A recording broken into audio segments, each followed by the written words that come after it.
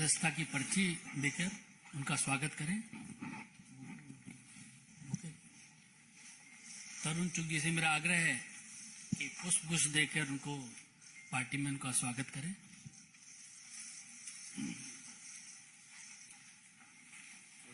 साथ में देते हैं।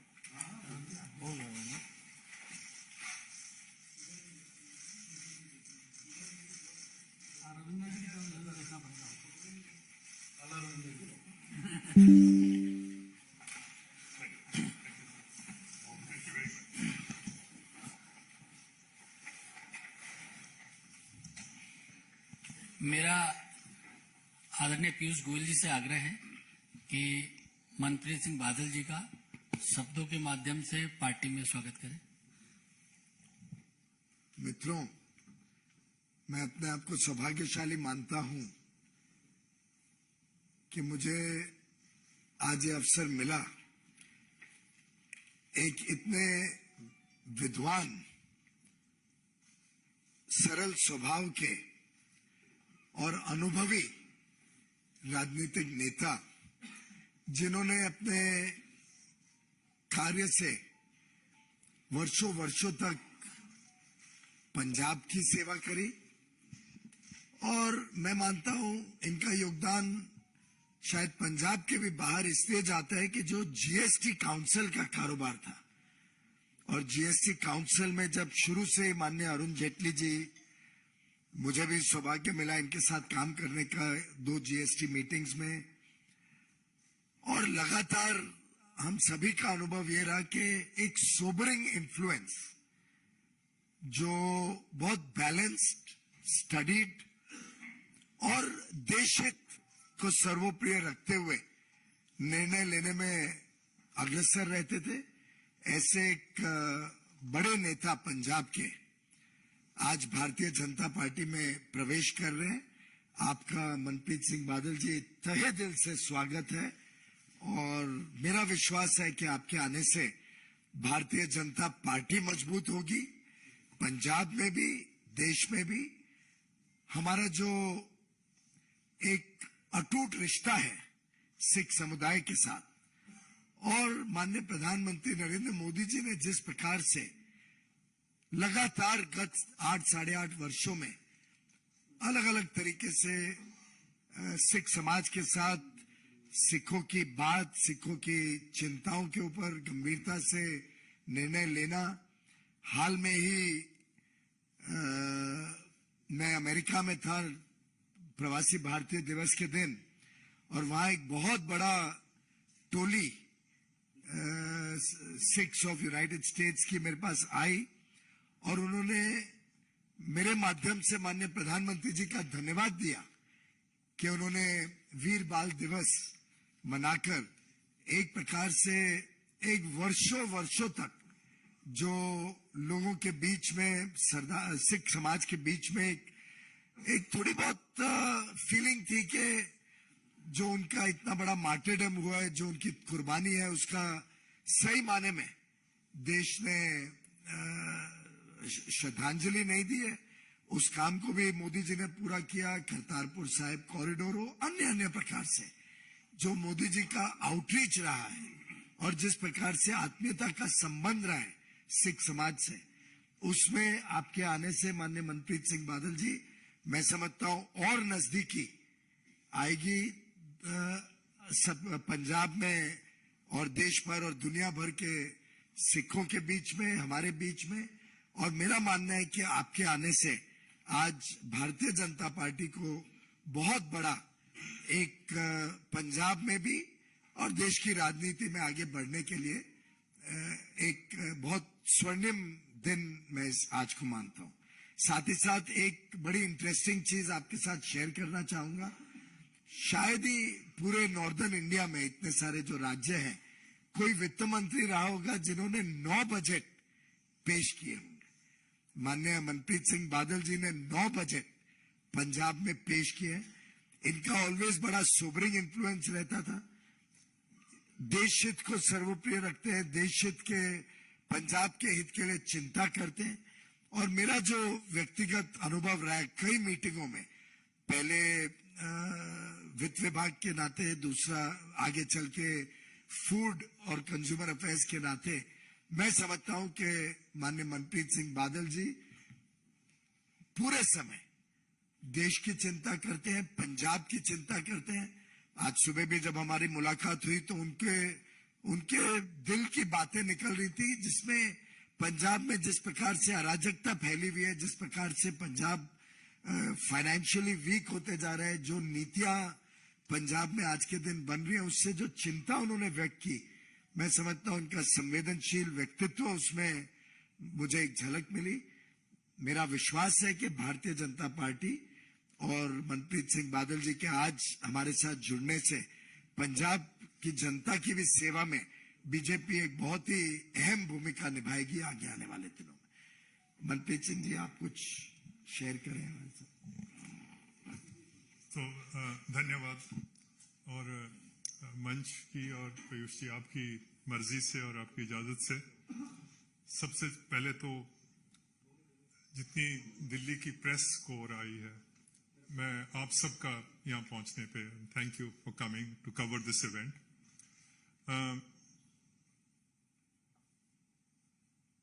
आज बैठे हैं तो सबसे मैं पीयूष जी का धन्यवाद करता हूं। इनकी कोशिश और काविश की वजह से आज इस प्रेस ब्रीफिंग में बैठा हूं। हमारे पंजाबी में एक कहावत है कि मैं आया बीजेपी के दफ्तर में तो साहब आपने मुझे अपने हाथों पे नहीं, आपने मुझे अपनी आंखों पे बिठा लिया। इस बात का मैं धन्यवाद करता हूं। मुझे पीयूष जी तकरीबन 30 साल हो गुजरे हैं राजनीति में। राजनीति में बहुत कम ऐसे मौके मिले हैं जब राजनीति में किसी शेर से मुलाकात हुई हो। कुछ दिन पहले मेरी एक शेर से मुलाकात हुई और वो भारत के गृह मंत्री, और उन्होंने मुझे एक बात कही जो मेरे को दिल को छू गई। उन्होंने मुझे बोला कि पंजाब ने हिंदुस्तान के लिए 400 हमले झेले हैं। 400 मर्तबा हिंदुस्तान पे जब आक्रमण हुआ तो वो पंजाब ने बर्दाश्त किया है। हम पंजाब को अपने हाल पे नहीं छोड़ेंगे। हम पंजाब को संवारेंगे, हम इसको सुधारेंगे और पंजाब का जो वकार है उसको एक बार फिर बहाल करना है। और ये बात जो है ये मुझे छू गई। And as someone who reflects anxiously in every day on the future of Punjab, मैं फिक्रमंद रहता हूं पंजाब के हाल पे और पंजाब के आने वाले हाल पे। और ये जो पंजाब की धरती है ये शेरों को जन्म देने वाली धरती है। ये वो धरती है जिसको भगवान ने हरे खेतों और दरियाओं से ऐसे सजाया जैसे मेहंदी से किसी दुल्हन को सजाते हैं। तो फिक्र मुझे इसी बात का रहता है कि इस धरती मां को मुसीबतों ने आके घेर लिया है। वहां गुर्बत है, गरीबी है, रिश्वत है, अनपढ़ता है, नशाखोरी है। वहां पर वतन दुश्मन कार्रवाइयां हैं और इनका कोई ना कोई हल होना चाहिए।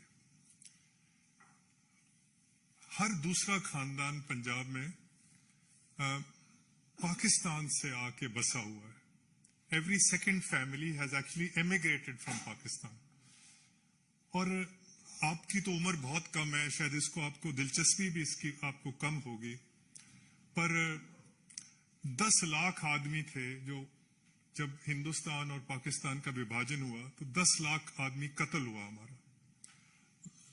लाखों माएं थी हमारी जिनके सिरों से चादरें छीन ली गई। हमारी बेटियां थी जिनके सिरों से दुपट्टे नोच लिए गए। लाखों बुजुर्ग थे हमारे जिनके जवान लाठियां थी जो बुढ़ापे का सहारा थी वो टूट गई। 10 लाख आदमी कत्ल हुआ। फिर जाके 15 अगस्त 1947 का सूरज चढ़ते हमने देखा था और इस उम्मीद से आए थे कि ये किसी आजाद मुल्क में जा रहे हैं, मेहनत और मोहब्बत से अपने आने वाली नस्लों का हम कोई जो भविष्य है वो बनाएंगे। तो इस बात का हमेशा हमें पंजाब वाले लोगों को ये फिक्र रहता है कि वो जो सपने थे वो सपने जो हैं वो साकार होने चाहिए। तो वैसे तो कभी आपने नहीं सुना होगा कि बुज़दिल और पंजाबी, मायूसी और पंजाबी, ये दरअसल दो जो शब्द हैं वो एक सांस में जमा नहीं हो सकते। आपने कभी नहीं सुना होगा कि ये बुज़दिल पंजाबी है या मायूस पंजाबी है।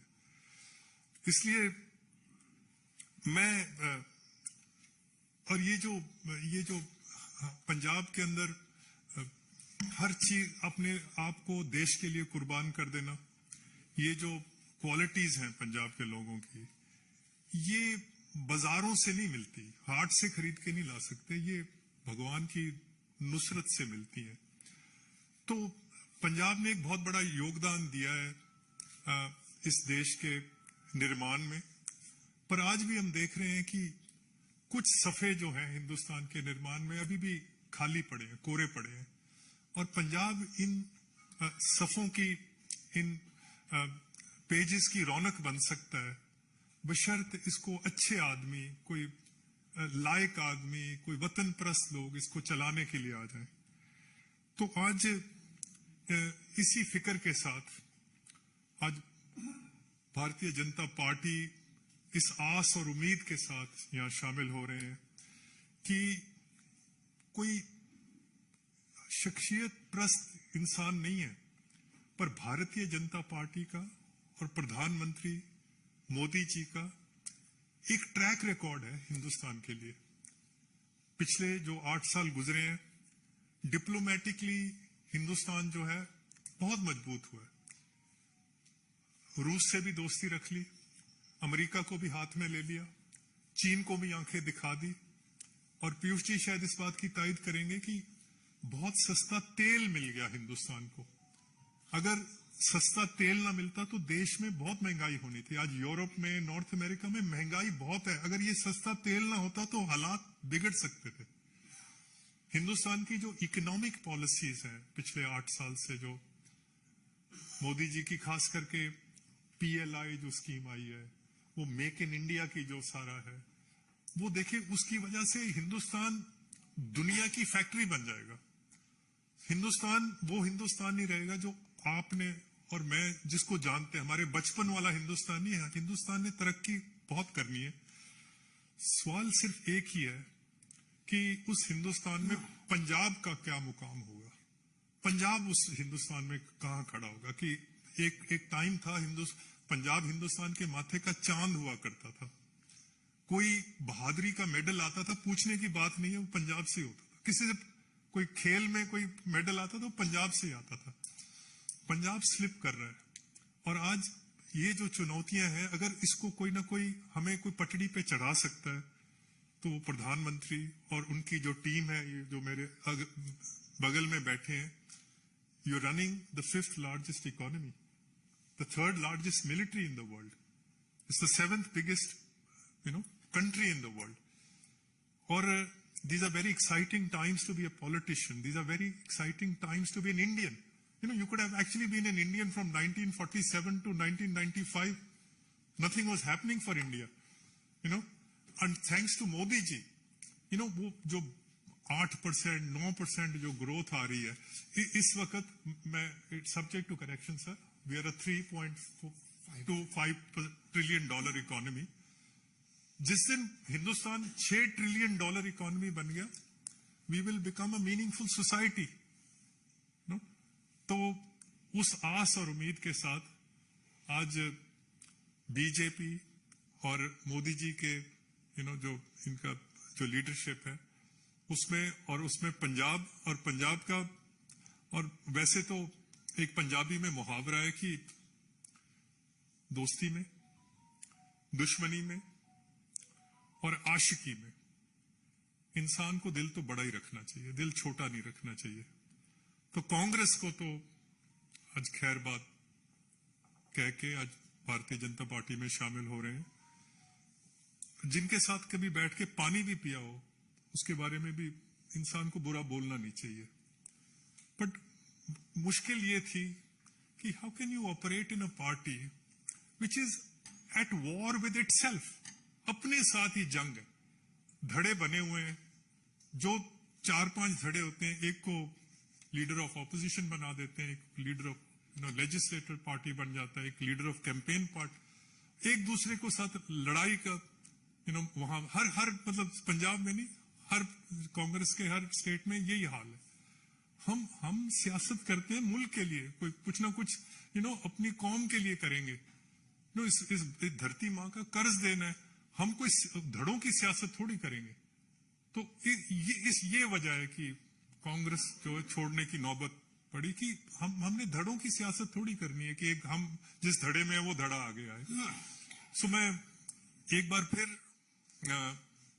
पीयूष जी आपका और सारे मंच का, मोदी जी का, अमित शाह जी का, और खास करके जो प्रेसिडेंट हैं उनको बधाई भी देनी चाहता हूं, उनको एक्सटेंशन मिली है, तो नड्डा साहब का, हमारे हमसाया हैं, हमारे पड़ोसी हैं पंजाब के, तो आज एक नया सफर जो है उसकी शुरुआत कर रहे हैं। सो मैं ज्यादा लंबी बात नहीं आज करूंगा, और भगवान से कि भगवान हमें हिम्मत दे, भगवान हमें अकल दे कि हम इस देश की सेवा कर सके, पंजाब को आगे ले जा सकें।